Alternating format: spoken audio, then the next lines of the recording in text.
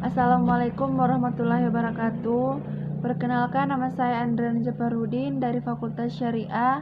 Saya akan membahas materi tentang force majeure dalam masa pandemi COVID-19. Pandemi COVID-19 dan antisipasi hukum. Yang pertama, terjadinya pandemi COVID-19 telah menyebabkan pemerintah dan DPR memberlakukan berbagai peraturan perundang-undangan untuk dipergunakan sebagai antisipasi hukum dalam penyelesaian pandemi tersebut. Yang kedua, peraturan perundang-undangan tersebut bentuknya beraneka ragam, mulai dari peraturan pemerintah, penggantian undang-undang, keputusan presiden, dan berbagai peraturan perundang-undang lainnya.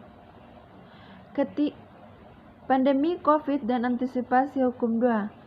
Ketika Kepres nomor 12 tahun 2020 tersebut disahkan pada tanggal 13 April 2020, muncul pertanyaan apakah Kepres tersebut dapat dipergunakan oleh perusahaan untuk menetapkan kondisi force majeure dan mengajukan kepailitan. Apa isi perjanjian antara obligor dan pihak terhadap siapa ia wajib memenuhi prestasi?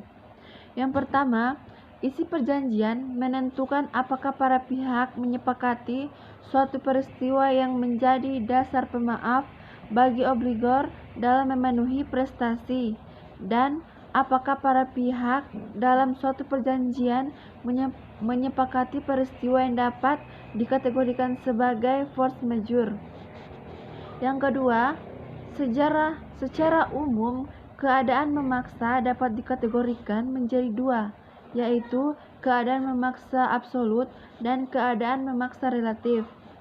Yang ketiga, mengingat tidak dapat pengertian atau batasan yang dimaksud dengan keadaan memaksa, maka isi perjanjianlah yang akan menentukan dalam hal bagaimana suatu keadaan atau situasi diartikan dengan keadaan memaksa. Kemungkinan mengajukan kepailitan. Kepailitan diartikan sebagai keadaan obligor tidak dapat membayar hutang karena sudah jatuh tempo.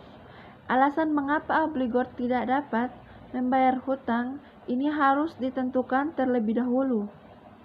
Jika tidak bisa membayar hutangnya karena alasan-alasan tertentu terkait COVID-19, sebagaimana analisis terdapat, penetapan kondisi keadaan memaksa.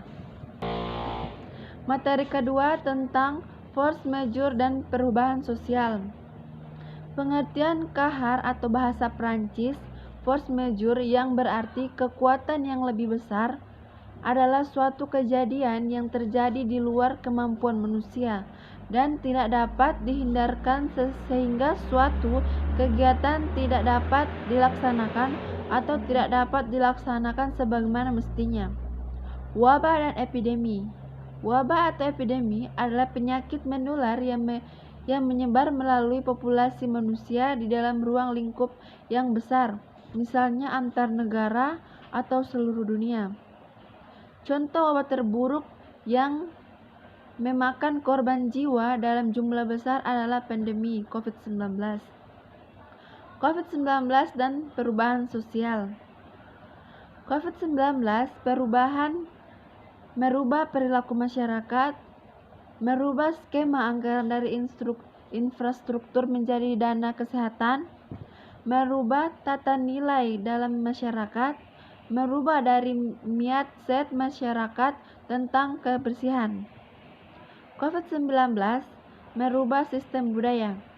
Pola kebiasaan masyarakat Indonesia yang kuyup, senang berkumpul, bersalaman, nongkrong kafe, warung kopi, kini dituntut untuk melakukan kebiasaan baru, menggunakan masker, cuci tangan, dan jaga jarak.